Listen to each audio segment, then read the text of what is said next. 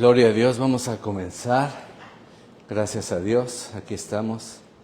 Señor amado, te damos gracias por tu palabra y pedimos nuevamente que tu palabra nos traiga vida y traiga liberación a nuestros cuerpos, a nuestras vidas. Cada ejemplo, cada versículo sea una revelación para nosotros, Señor. Gracias por el apóstol Pablo y por cómo tú lo usaste, Señor Espíritu Santo, inspirando esta hermosa carta doctrinal para nosotros. Amén. Bueno, nos quedamos ahora en el versículo 15 del capítulo 6 de Romanos.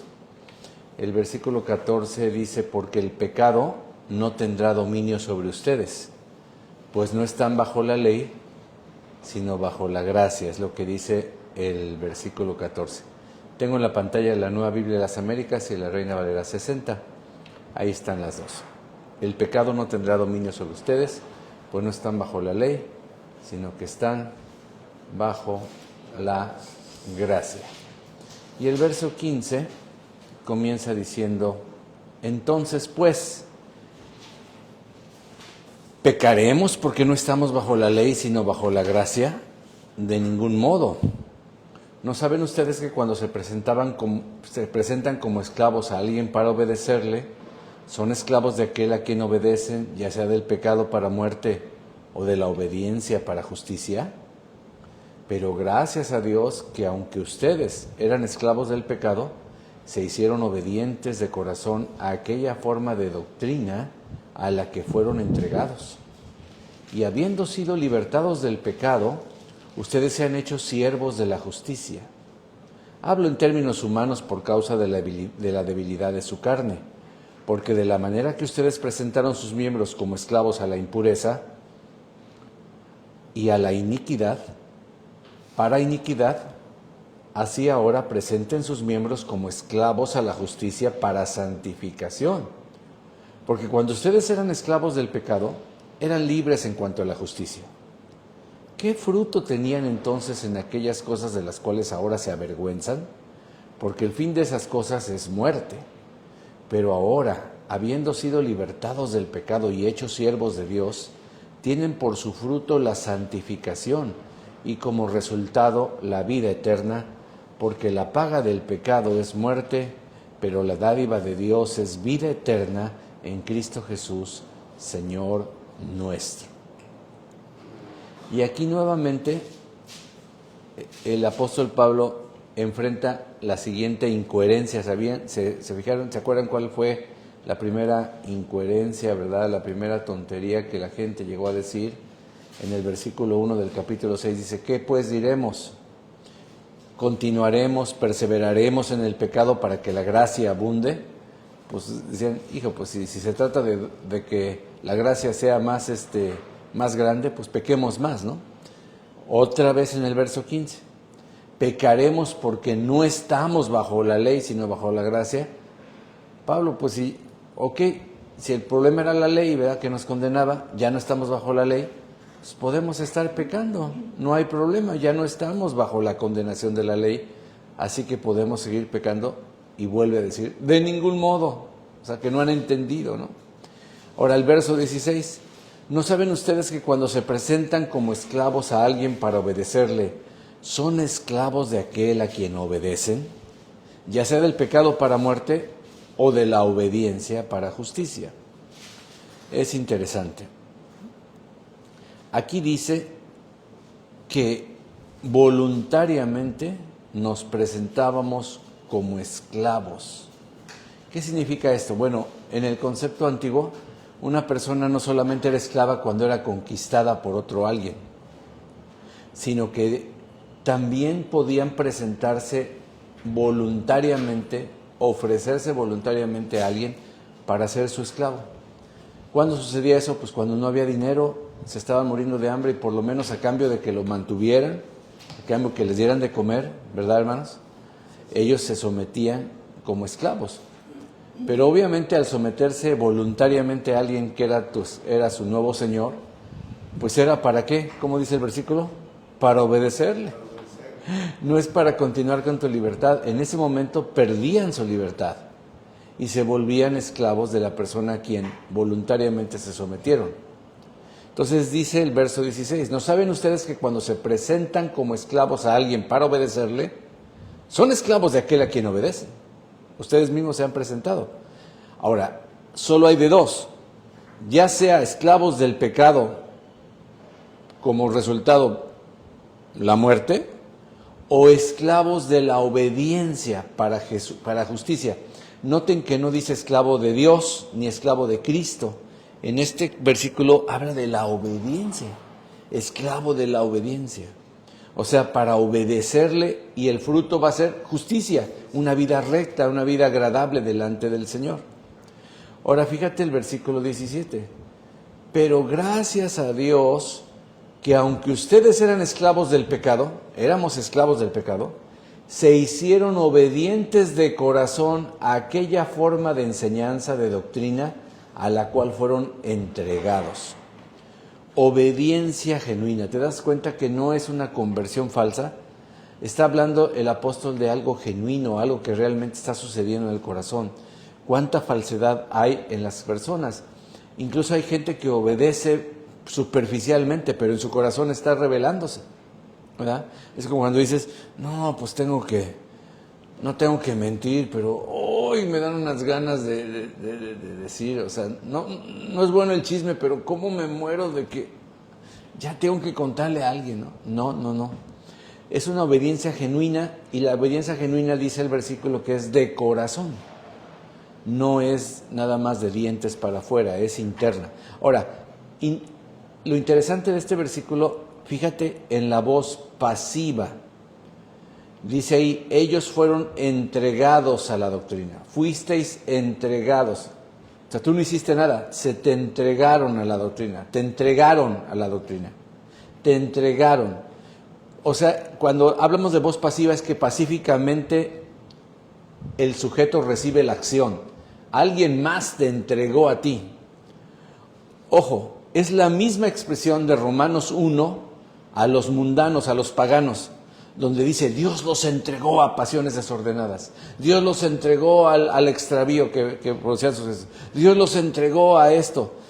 O sea que 3 veces en el capítulo 1 vimos en el verso 24, en el 26 y en el 28 que Dios los entregó. Pues aquí también Dios nos está entregando, dejando en las manos de la enseñanza sana, la cual hace el cambio y la transformación en nuestras vidas. Así que Dios nos entregó a la verdad, a la doctrina, a la enseñanza de la verdad, al Evangelio. Abrió nuestro entendimiento, es lo que está diciendo aquí la palabra del Señor. Verso 18. Y habiendo sido libertados del pecado, ustedes se han hecho siervos de la justicia. Por eso dice aquí en el verso 18 que fuimos libertados. No fue que yo rompí mis cadenas con toda mi fuerza, no, yo fui libertado. Yo no hice nada, a mí me liberaron, ¿me explicó? A ti te liberó la verdad que te hizo libre, te hizo libre. No dijiste, yo voy a ser libre por la verdad, te hizo libre. Recuerda, la voz pasiva es cuando alguien te hace algo por ti, te viste, te desviste, te da de comer, te alienta. Esa es la voz pasiva en los verbos, ¿no? Por eso dice, fuiste entregado, te libertaron del pecado, habiendo sido libertados del pecado, fuiste hecho siervo de la justicia, veniste a ser siervo de la justicia, o sea, te llevaron, o sea, es algo que lo dice, el versículo 22, por ejemplo, adelantándonos un poquito, dice lo mismo, en el versículo 22 dice, ¿qué fruto teníais? Entonces, del 22, pero ahora habiendo sido libertado del pecado, ¿tú te liberaste solito? No, habiendo sido libertado, te liberaron, y ese fue Cristo y su Espíritu. Hecho siervo de... ¿Tú te hiciste siervo de Dios? No, te hicieron siervo de Jesucristo. Ajá, es el mismo,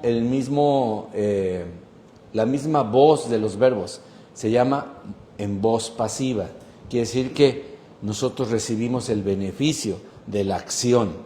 Alguien más lo hizo en nosotros. Ahora, esa obra de Dios en nosotros produce como resultado nuestra rendición a Él en la conversión. Cuando tú y yo nos convertimos, lo que sucede es que nos rendimos. Es como que levantamos nuestra banderita y le decimos a Dios, ya estuvo, Señor, ya no se haga mi voluntad, se haga la tuya. En el Padre Nuestro, ¿cómo dice? Padre nuestro que estás en los cielos, santificado sea tu nombre, venga a nuestro reino, sea hecha tu voluntad. Ya, me rindo, levanto mi bandera, ya no quiero hacer mi voluntad, ahora quiero hacer tu voluntad. Convertirse no es otra cosa que levantar esa bandera de rendición y ofrecernos a Dios como esclavos para obedecerle. ¿Me estás escuchando? Nosotros nos ofrecemos a Dios como esclavos para obedecerle. Cada vez que veas la palabra siervo, significa en el original esclavo. ¿Habéis sido liberados del pecado? Ya no soy esclavo del pecado, pero ahora soy esclavo de la justicia de Dios, de la ley de Cristo. Lo interesante es que el apóstol Pablo presenta este proceso por el cual llegamos a ser esclavos de Dios como una liberación. El proceso por el cual llegamos a ser siervos es liberándonos del otro amo que teníamos, del pecado. O sea, lean otra vez el verso 18. Y habiendo sido libertados del pecado, ustedes se han hecho siervos de la justicia. Por fin, ¿somos libres o somos esclavos? A ver, ¿somos libres o somos esclavos? Bueno, es que, escúchame bien, todo el mundo es esclavo y libre a la vez. A ver, pónganme atención. Todo mundo es esclavo y libre a la vez. ¿Por qué? El que es libre de Dios es esclavo del pecado. Y el que es libre del pecado es esclavo de Dios. Esta es la paradoja de la fe cristiana. Otra vez, no puedes estar en medio. El que es libre de pecado es esclavo de Dios. El que es libre de Dios es libre de Dios porque es esclavo. Perdón, es esclavo del pecado. Ya se está refrescando el lugar. Esta en filosofía se llama paradoja. ¿Se ha escuchado esa expresión, Braulio? La paradoja, ¿verdad? De la fe cristiana. Ok, póngame atención y voy a citar una frase muy importante. La ley es el código de conducta de la gente libre. Voy a repetir esto. La ley es el código de conducta, lo que rige a la gente libre. Porque Pablo está diciendo que fuimos libertados del pecado, o sea, se rompió la cadena del pecado, para que ahora seamos esclavos de Dios y obedezcamos a Dios. O como dice el texto, esclavos de la justicia, para obedecer a la justicia. Ahí dice, siervos, esclavos de la justicia. Ahora, recuerden la pregunta original. ¿Qué entonces, como estamos bajo la ley, ya no estamos bajo la ley, sino bajo la gracia, continuaremos pecando? No, pues no, ¿verdad? ¿Que la ley ya no tiene sentido porque estamos bajo la gracia? Tampoco, no es que no tenga sentido. De ninguna manera, porque la ley es el código de conducta de la gente libre. Dios nos liberta del pecado, no para que ahora podamos hacer lo que nos venga en gana, sino para que podamos obedecerle a Él, porque esa obediencia a Dios es verdadera libertad. La obediencia a Dios es verdadera libertad. Cuando tú obedeces a Dios, lo haces porque eres transformado en otra nueva persona, te regocijas en hacerlo, es una cosa que es un gozo que viene cuando obedeces a Dios, una satisfacción. Así que la obediencia a Dios es la verdadera libertad. Ser esclavo de Dios es ser libre. Porque fíjese que tenemos al mejor amo del mundo, del universo, el amo más amoroso, el amo más gentil, el amo más considerado, el amo más delicado para nosotros, el amo que nos ama a nosotros. El diablo no nos ama, el diablo te usa y te odia. El problema, hermanos, es que el pecado todavía mora en nosotros, ese es el problema. Y eso es lo que provoca una guerra en nuestro interior. ¿Me estás escuchando? El pecado todavía mora en nosotros y es lo que provoca una guerra en nuestro interior. La cuestión es esta. Si tú o yo no estamos experimentando esta guerra, es porque no somos cristianos. Tú no sabes qué es el cristianismo si no estás experimentando esa guerra, esa lucha. En todo cristiano verdadero hay una guerra. Quiero que veas otra vez algo de la semana pasada, en el versículo 12, por ejemplo. En el versículo 12 dice así, 12 y 13. Por tanto, no reine el pecado en su cuerpo mortal para que ustedes obedezcan a sus concupiscencias o lujurias, ni presenten los miembros de su cuerpo al pecado como instrumentos de iniquidad, sino presentaos vosotros mismos a Dios como vivos de entre los muertos y vuestros miembros a Dios como instrumentos de justicia. Señor, aquí te entrego mis manos, mis pies, mi boca para que se haga justicia. Hay una ilustración que aprendí de un siervo de Dios y es muy interesante. Ahora recuerden, las ilustraciones no dicen exactamente, no describen perfectamente la idea que ilustran, ¿verdad? Pero más o menos nos dan a nosotros una forma, una ilustración. Imagínate que tu vida es como un castillo, ¿ok? Y en ese castillo hay un trono donde Dios está ahora reinando. Dios está en el trono.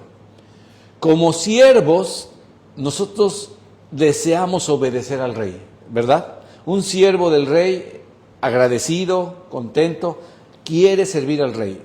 El pecado, desgraciadamente, aún vive por ahí entre el edificio. Mora en nosotros, dice la Escritura, como un monarca destronado. Fíjate esta ilustración. El pecado es como un monarca que fue destronado, pero que desea volver a gobernar el castillo. ¿Me estoy comunicando?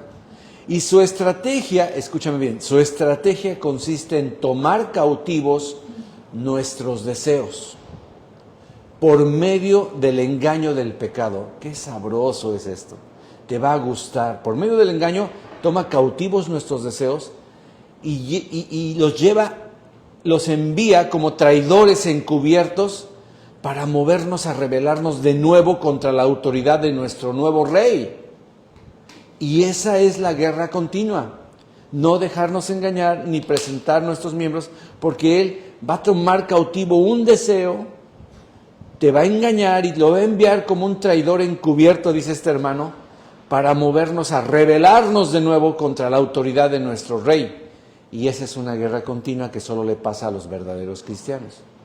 Por ejemplo, cuando dices un chisme, ¿qué es lo que sucedió cuando dices un chisme? Ya que dije chisme. Pues el pecado que moró en ti tomó cautiva tu lengua. Te tomó cautiva tu lengua. Por eso la Biblia dice, no dejes que el pecado reine otra vez, no le hagas caso, no te dejes seducir. Y aquí hay una cita muy, muy interesante que dice la Escritura en Primera de Pedro, y te la pongo aquí.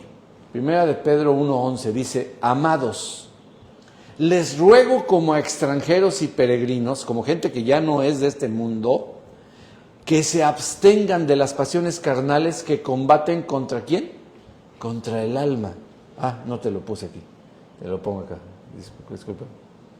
Ahí dice otra vez, amados, les ruego como extranjeros y peregrinos que se abstengan de las pasiones carnales que combaten contra el alma. O sea, no las alimentes, no les hagas caso, no te dejes convencer, no te dejes seducir. Ya no le perteneces al enemigo ni al pecado, le perteneces a Cristo. A pesar de que todavía está en el castillo, el que reina es el Señor. Y tú eres un siervo que quiere agradar al Señor. Ahora, esta metáfora no explica, desgraciadamente, la bendición de ser esclavo de Dios. Todavía no me dice mucho por qué me conviene ser esclavo de Dios. Pero mira lo que dice el verso 19 nuevamente. Hablo en términos humanos. Mira lo que dice el 19. Por causa de la debilidad de su carne. O sea, por causa de la debilidad, la flaqueza de su naturaleza, de la carne, les voy a hablar en términos humanos. Es lo que está haciendo el apóstol. Porque de la manera que ustedes presentaron sus miembros como esclavos a la impureza, a la inmundicia, dice la otra versión, y a la iniquidad, para iniquidad, así ahora presenten sus miembros para servir a la justicia, o como dice esta versión, así presenten sus miembros como esclavos a la justicia para santificación. Me encanta esta traducción porque nos aclara un poquito el propósito del cristiano. El cristiano no puede quedarse solamente en ser salvo, sino en llegar a ser justo completamente. Bueno, ya estamos justificados en Cristo, pero a vivir como siervos de la justicia para la santificación. Para la santificación. Y la otra versión también lo dice así. Así ahora para santificación presenten vuestros miembros para servir a la justicia. Ofrecer, aquí dice, presentar. El pecado, hermanos, no es estático, tampoco la santificación. Cuando una persona peca, va en detrimento. Peca y al día siguiente peca más, y al día siguiente peca muy poco más, y va bajando. En cambio, el cristiano, cuando se abstiene de una tentación y la vence, el cristiano se va santificando, el cristiano va aumentando, va llegando a una relación con Dios de más deleite, de más libertad, de más alegría. Vence al pecado al darse cuenta, al recordarse quién es ahora su nuevo amo, que ya no tiene que obedecer al antiguo rey, es más, ya no es rey. Él es un rey sin corona, ¿verdad? No te dejes seducir, esa es la que nos está diciendo el apóstol aquí en el 19. 20. Porque cuando ustedes eran esclavos del pecado, eran libres en cuanto a la justicia. Qué tremendo, ¿no? Cuando éramos esclavos del pecado, éramos libres de la justicia. Como les dije, uno es al mismo tiempo esclavo y libre. O eres esclavo del pecado y libre de la justicia, o eres esclavo de la justicia y libre del pecado. Y aquí es lo que nos está diciendo otra vez el versículo 20. Ahora, el 21 y 22. ¿Qué fruto tenían entonces en aquellas cosas de las cuales ahora se avergüenzan? ¿No te pasa que a veces cuando recuerdas cómo eras antes, cómo pensabas antes, te entra vergüenza? Dices, híjole, qué bárbaro, ¿cómo es posible que yo hiciera esto? ¿Cómo es posible que yo mirara eso? ¿Cómo es posible que yo me comportara de esta manera? Es algo que nos avergüenza recordar. Y lo peor es que el fin de esas cosas, las consecuencias de esas cosas siempre era la muerte. Ahí dice muerte. Sí, cuando recordamos nos da vergüenza. La supuesta libertad del incrédulo no es otra cosa que esclavitud, hermano. Y viceversa. La esclavitud de Cristo es verdadera libertad. Ahora, lo malo de la muerte es que es una persona que paga a tiempo, Mira lo que dice el 22. Pero ahora, habiendo sido libertados del pecado y hechos siervos de Dios, tienen por su fruto la santificación y como resultado final la vida eterna. Esa es la diferencia entre estar bajo el yugo antiguo y el yugo nuevo, la vida eterna. Entonces las recompensas vienen en el versículo 23. Dice así, porque la paga del pecado es la muerte. ¿Qué es una paga? Un salario. El salario, la recompensa del pecado es la muerte. La muerte precisamente es lo que merece todo pecador. Lo merecemos, es una paga. Trabajamos duro por esa muerte. ¿Me explico? Trabajamos duro y nos están pagando. ¿Y sabes qué?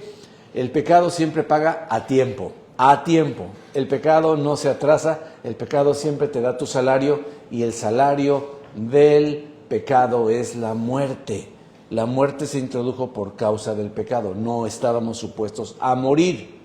Y la muerte en todos sentidos se sigue enseñoreando de nosotros como consecuencia, como pago de nuestro salario. La vida eterna, al contrario, ¿qué es? Dice, pero la dádiva de Dios es vida eterna en Cristo Jesús, Señor nuestro. O sea que al revés, la vida eterna es algo que nosotros no merecemos y recibimos como un regalo de Dios. En cambio, la muerte es algo que sí merecemos y lo recibimos como paga, como salario, como algo que trabajamos por él, y aquí está lo que merecemos. ¿Se fijan en este pecado? El pecado siempre paga tiempo. La dádiva de Dios nos la da Dios, y luego dice, me encanta cómo dice, pero la dádiva de Dios es vida eterna en Cristo Jesús, y ahí no termina el versículo, Señor nuestro.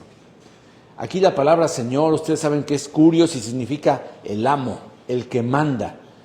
Es muy importante que la gente cuando recibe a Cristo se dé cuenta que se puso bajo el yugo de un nuevo Señor, que tiene un nuevo Señor que lo manda, que tiene un nuevo Señor que lo guía, que sigue adelante. Ahora, este versículo lo usamos normalmente para evangelizar, ¿sí es cierto? ¿No? Pero su propósito principal no era evangelizar, sino santificar al creyente. No tienes que obedecer al pecado, ese es el mensaje. Ya no tenemos que obedecer al pecado, ¿ok? Ahora, lo padre de esto es lo siguiente. Ahora Pablo nos va a voltear el asunto, explicándonos que precisamente porque estamos en la gracia de Dios, ahora sí podemos cumplir la ley de Dios. Otra vez, porque estamos en la gracia de Dios, ahora sí podemos cumplir la ley de Dios. Y para esto nos va a dar otra analogía, la analogía del matrimonio. Y en la analogía del matrimonio, el apóstol nos habla de que ya no estás casado con la ley, sino con Cristo. Y por eso podemos obedecer la justicia. Vamos a leer del versículo 1 al 3. ¿Qué dice el capítulo 7, 1 al 3? ¿Acaso ignoran, hermanos? Pues hablo a los que conocen la ley. Estaba hablando a gente judía. Que la ley tiene jurisdicción sobre una persona mientras vive. Aquí está hablando de cualquier ley, la ley del hombre. Obvio, ¿no? Lógico. ¿Cuándo has visto a un muerto que sí está siendo juzgado? Que lo llevaron al juicio. Ahí lo pusieron ahí todo, lo sentaron ahí para ser juzgado. O alguien ha visto que se lleve a los muertos a la cárcel, o a la silla eléctrica, o que cuelguen un cadáver. Pues si ya está cadáver, ¿qué le haces? O sea, hermano, el que muere ya no pueden hacerle nada, y no pueden enjuiciarlo, no pueden encadenarlo, no pueden encarcelarlo, ya se murió. La ley ya no tiene jurisdicción, o como lo dice la Reina Valera, ya no se enseñorea del hombre entre tanto que éste vive. La ley ya no tiene jurisdicción. La ley tiene jurisdicción mientras el hombre vive. Si el hombre está vivo, a la cárcel. Pero si en el crimen que cometiste también moriste tú, pues ni modo, te fuiste impune al infierno. Claro que ahí el Señor te va a juzgar. Te fuiste impune de este mundo, pero no de la ley de Dios. Pero ya no se te puede hacer nada, absolutamente nada. Terminó tu problema. Se acabaron tus problemas con la ley, porque ya te moriste. Ahora, vamos a ver el versículo 2. Pues la mujer casada está ligada por la ley a su marido mientras él vive. Pero si su marido muere, queda libre de la ley en cuanto al marido. Así que mientras vive su marido, será llamada adúltera si ella se une a otro hombre. Pero si su marido muere, está libre de la ley, de modo que no es adúltera, aunque se una a otro hombre. ¿Por qué? Porque ya está soltera, ya no está más casada. Esta ilustración es muy sencilla, esta analogía es muy simple. Repito, la mujer casada está ligada por la ley a su marido mientras él vive, pero si su marido muere, queda libre de la ley en cuanto al marido. Así que mientras viva su marido, será llamada adúltera si ella se une a otro hombre. Pero si su marido muere, está libre de la ley, de modo que no es adúltera aunque se una a otro hombre. Versículo 4. Por tanto, hermanos míos, también a ustedes se les hizo morir a la ley por medio del cuerpo de Cristo para que sean unidos a otro, a aquel que resucitó de entre los muertos, a fin de que llevemos fruto para Dios. Mira, qué interesante versículo. Lo voy a ilustrar con una ilustración. Lo voy a decir de esta manera. Mira, hermano. Nosotros estábamos casados con un marido que se llamaba la ley. Y era un buen marido, claro, era un marido perfecto. Nunca fallaba, nunca la regaba, siempre obedecía todos los mandatos de Dios. El problema es que nosotros no éramos como él.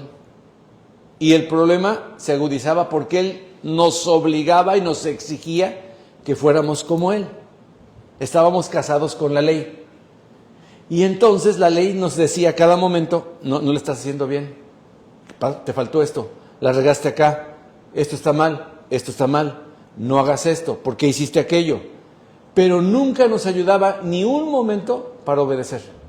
En ningún momento nos echaba la mano, en ningún momento nos decía, mira, yo te ayudo. No, en ningún momento, nunca nos ayudaba. ¿Por qué? Porque ese marido esperaba que tú lo hicieras solo o sola, ¿ok? De repente viene Jesús, otro hombre, y viene a liberarnos de esa esclavitud, porque estábamos esclavizados por ese marido. Así se sienten muchas mujeres con maridos exigentes, ¿no? Ok. Pero para poderte ayudar, hizo algo, te mató. En el momento que mueres, ya el marido ya no tiene autoridad sobre ti. Eres un cadáver. ¿Cómo dice el versículo 4? A ver, velo conmigo. Para que veas que no te estoy inventando esta ilustración, ¿verdad? No te estoy inventando esta ilustración.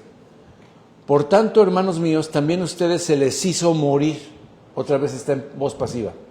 No es que te suicidaste. El Señor te mató. ¿Para qué te mató?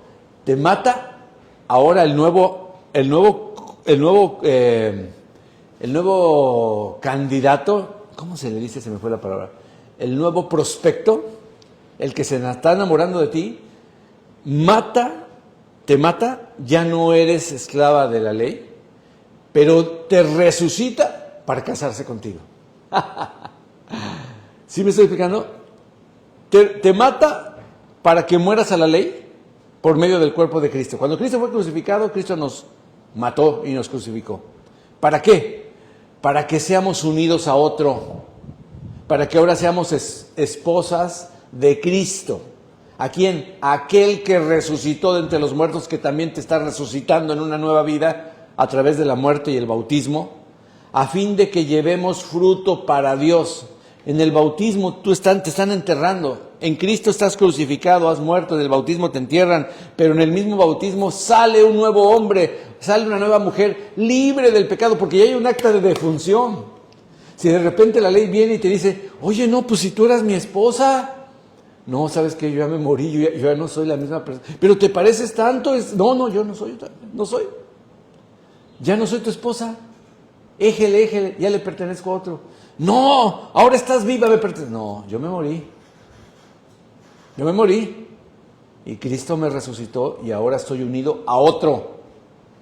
Es la analogía del matrimonio. Ahora, cuando te unes a un nuevo marido, pues ahora estás bajo el yugo de un nuevo marido. Por eso, a ver, póngame atención.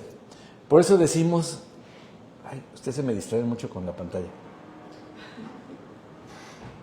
Por eso decimos, o les da pena verme a los ojos, ¿verdad? Pero por eso decimos cónyuge. ¿Por qué llamamos cónyuge? ¿De dónde viene la palabra cónyuge? Conyugo. Yo estoy en yugo con una mujer llamada Victoria. Victoria y yo estamos enyugados. Yo le pertenezco a ella y ella me pertenece a mí. De alguna manera yo no soy libre.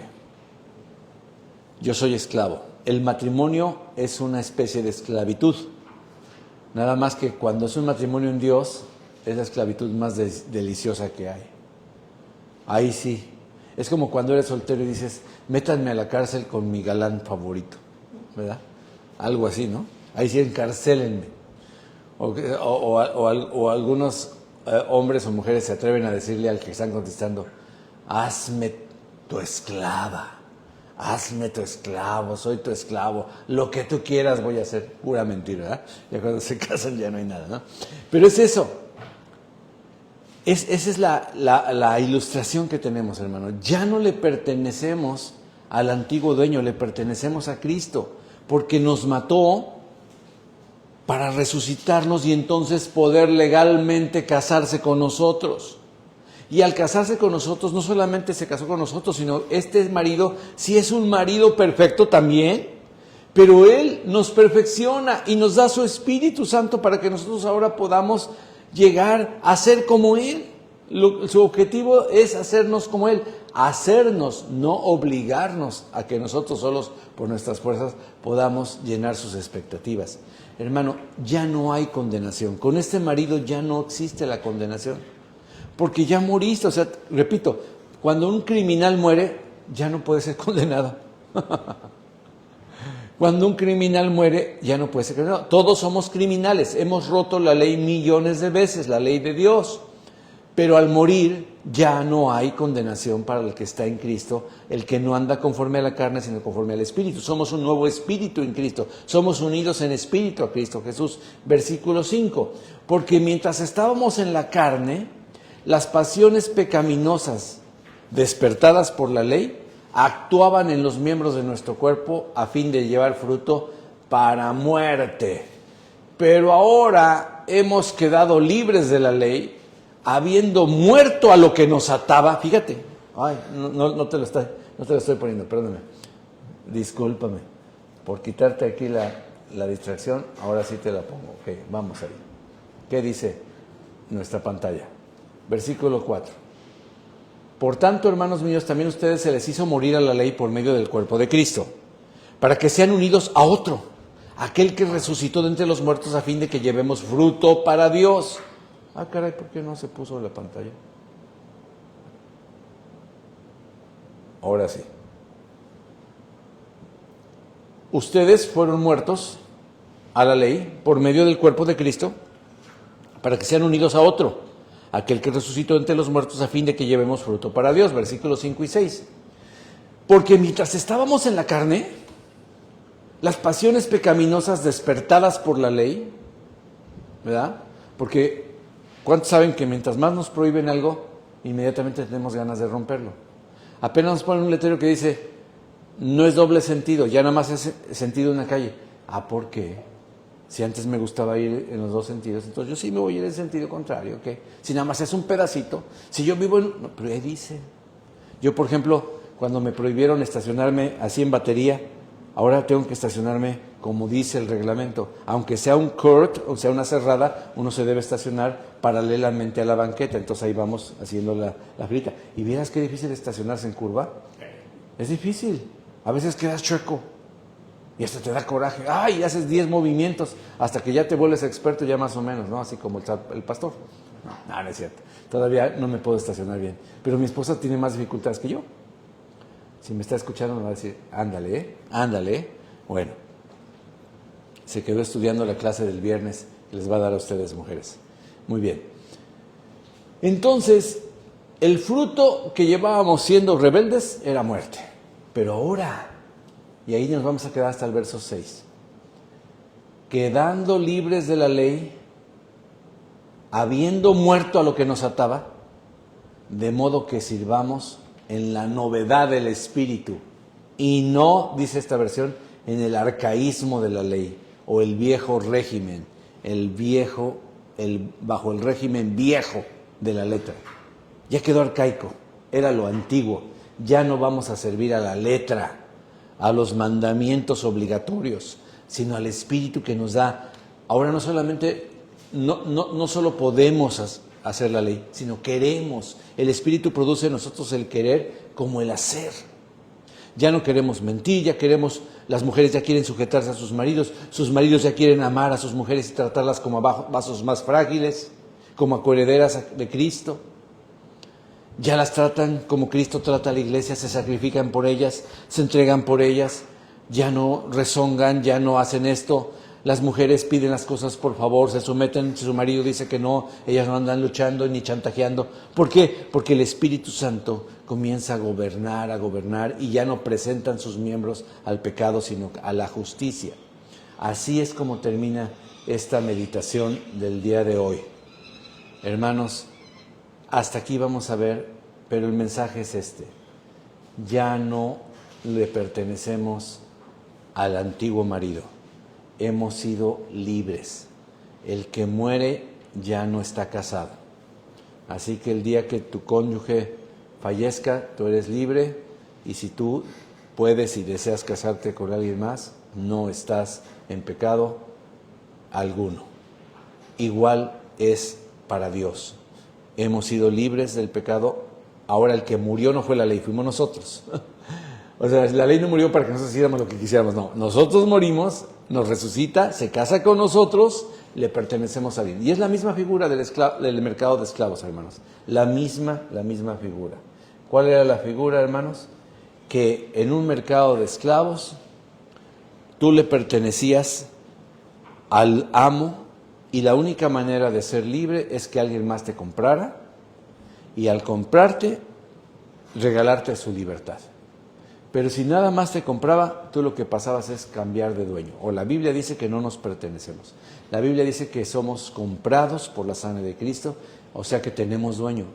Nada más que gracias a Dios, el nuevo dueño que tenemos es maravilloso, es deleitoso, es apetecible, es fascinante, queremos estar con Él. Es el mejor amo que podamos tener. Así que, hermano, esa es la enseñanza del día de hoy. Vamos a orar. Padre, te damos gracias y estamos terminando a las 8:30 en punto, Señor. Gracias, Padre, por redimir este tiempo y por darnos esta hermosa enseñanza, Señor. Gracias, Padre, por Romanos capítulo 6, que nos han llevado, Señor, a entender que cómo vamos a continuar pecando si tú nos has salvado, Señor. Gracias por la libertad que nos has dado en Cristo Jesús, pero también reconocemos ahora, Señor, que somos esclavos de la justicia, de la obediencia, Señor, y que tenemos como fruto la vida eterna. Gracias, Señor. Y la vida eterna es que te conozcan a ti, el único Dios vivo y verdadero, y a Jesucristo a quien has enviado. Permítenos conocerte cada día más y más. Amén.